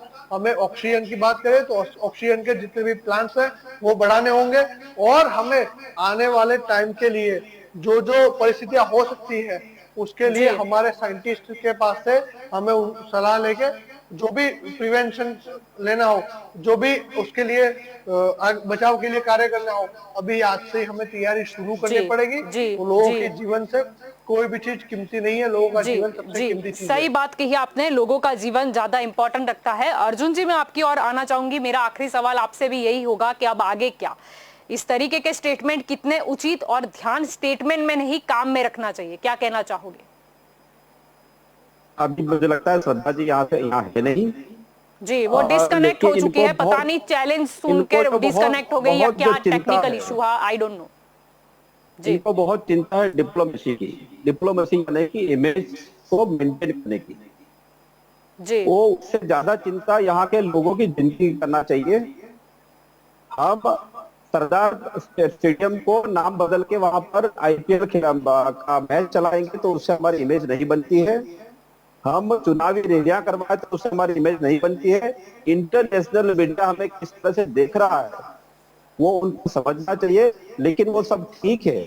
अभी हम आगे जो करना है वो मुझे लगता है कि सबसे बड़ी जो चैलेंज है हमारे सामने वो हम वैक्सीनेशन कार्यक्रम को किस तरह से चला सकते हैं।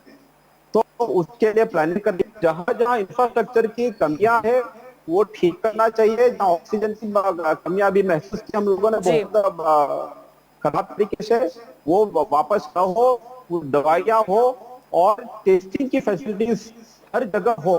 तो ये व्यवस्था हमें करना है। और भी जो एक्सपर्ट्स है, हमारे जो हेल्थ एक्सपर्ट्स जो लोग हैं, जो साइंटिस्ट है, वो जी। हमको जिस तरह से एडवाइस करते हैं उसको हमें फॉलो करके जो फैक्ट्स है उसको स्वीकारना चाहिए। अगर हम फैक्ट्स नहीं स्वीकारेंगे, हम मानेंगे कि जी। कोई मौत नहीं हुई है, मतलब कि हम रिस्पॉन्सिबिलिटी का हमें सेंस नहीं है। तो रिस्पॉन्सिबिलिटी का सेंस होने के लिए हमें हमारे जो फैक्ट्स है, जो डेथ हुआ है, जो स्थिति हमारी है, जो हमारी कमियां है, उसको स्वीकार करके आगे बढ़ना चाहिए। तभी हम तीसरे जो फेज है, तीसरा जो स्टेज आने वाला है, उसके सामने लड़ सकते हैं। तो मुझे लगता है कि हमारी सबसे जो बड़ी चैलेंज है वो आने वाले समय में जो भी अभी कमियां हम महसूस कर रहे हैं वो उसको पूरी करें, और हम सब साथ में मिलकर काम जी। करें। हम अभी कोई पॉलिटिक्स नहीं करें, हम ना जी। बीजेपी, ना आम आदमी पार्टी, ना कांग्रेस, कुछ ना करें। जी, हम सबको सब साथ में आना कोरोना के होगा। सामने जी। लड़े।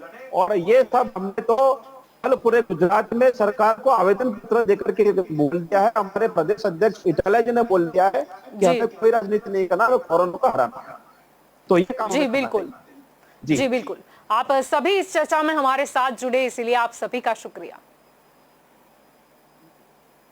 तो दंगल देश का में आज का हमारा मुद्दा था कि जिस तरीके से मुख्य प्रधान ने स्टेटमेंट दे दिया कि ऑक्सीजन की कमी की वजह से एक भी मौत नहीं हुई, ये उचित नहीं था। क्या ऑक्सीजन की वजह से जितनी मौतें हुई, क्या मुख्य प्रधान को वो दिखाई नहीं दी, या तो फिर कहीं ना कहीं वो नाकामयाबी को छुपाने के लिए उन्होंने इस तरीके का स्टेटमेंट दे डाला। दूसरी बात ये रही कि ग्रांट की जिस हिसाब से उन्होंने सोशल मीडिया में अपनी पोस्ट बनवाई, ये पोस्ट बनाने की आवश्यकता क्या थी? आप ग्रांट ही दे रहे हो, पर्सनल पैसे तो दे नहीं रहे हो, आपको प्रचार करने की आवश्यकता क्या थी?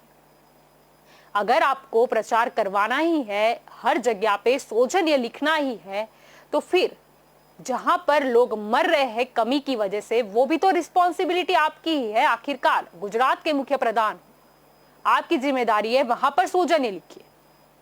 शमशान में जो बेचारे लोग ऑक्सीजन की कमी से मरे, सुविधा न मिलने की वजह से मरे, बेड न मिलने की वजह से मरे, वो भी जवाबदारी, रिस्पॉन्सिबिलिटी आपकी थी मुहैया कराने की, लेकिन आपने नहीं की, इसीलिए वो मर गए। तो आप शमशान पे लिखे सौजन्य। आपको प्रचार करने का इतना ही शौक है तो आप वहां पर प्रचार कीजिए कि ये जो कुछ हुआ गलती हमारी है। जब 4-5 महीने पहले रिपोर्ट सामने आ रही थी कि दूसरे देशों में ऐसा स्ट्रेन आया है, भारत को भी खतरा, तब तैयारी क्यों नहीं की गई?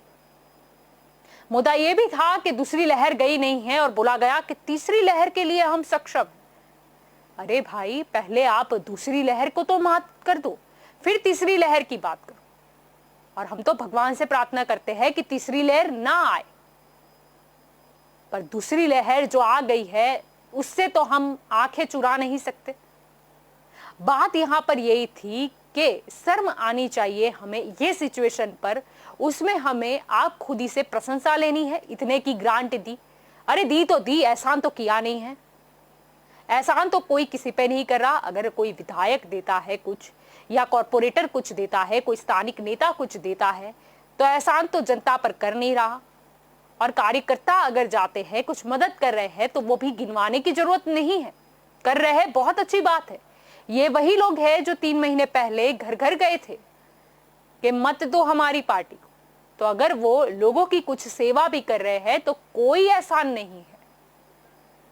लोगों ने भी उनको सुना है, उनके सुनने पर भी कितने लोग गए होंगे मत डालने कि किसको मत डालना है। यहां पर बात राजनीति की थी ही नहीं, यहां पर मुद्दा भी साफ था। यहां पर स्पष्ट पूछा गया कि क्या ऑक्सीजन की वजह से एक भी मौत नहीं हुई, तो क्यों टिप्पणी नहीं की गई भाजपा के प्रवक्ता द्वारा?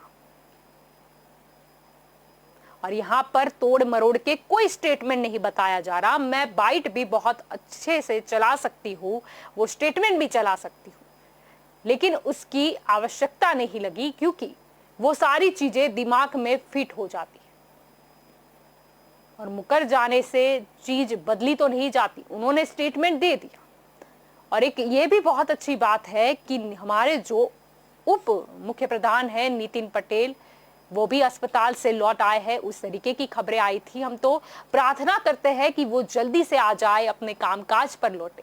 तो कहीं ना कहीं ऐसे स्टेटमेंट से शायद हम बच पाएंगे, क्योंकि हमेशा से देखा गया है कि जब भी कोई प्रेस कॉन्फ्रेंस होती है या कुछ भी होते हैं तो नितिन पटेल जिनके पास सारी इंफॉर्मेशन होती है वो कहीं ना कहीं मुख्य प्रधान को कहते हुए चुपके से नजर आते हैं। तो नितिन पटेल जी लौट आए तो बहुत अच्छा होगा। और ऐसे स्टेटमेंट से अगर भाजपा पार्टी भी बचे और मुख्य प्रधान विजय रूपानी जी खुद ऐसे स्टेटमेंट देने से बचे तो बहुत अच्छा होगा। उन्होंने भी लाए कि मेरा गांव कोरोना मुक्त, चलो बहुत अच्छी बात है, गांव कोरोना मुक्त होना ही चाहिए, लेकिन वो कोरोना मुक्त हो इसके लिए आपको कुछ स्टेप्स पहले उठाने चाहिए थे रूपानी जी। जब यहां वहां लोग जा रहे थे, जब चुनावी रैलियां हो रही थी हर छोटे से छोटे गांव में स्थानीय निकाय के चुनाव में, तब आपको वो रोकना चाहिए था। तब होता कि मेरा गांव कोरोना मुक्त, क्यों? क्योंकि इधर रैली मुक्त है। आपको ये सोचना चाहिए था पानी जी। और आप जब भी कोई स्टेटमेंट दे उससे पहले आप सोच लीजिए। आप मुख्य प्रधान हो, गुजरात की जो जनता है वो आपको सुनती है, देखती है। आप बचिए।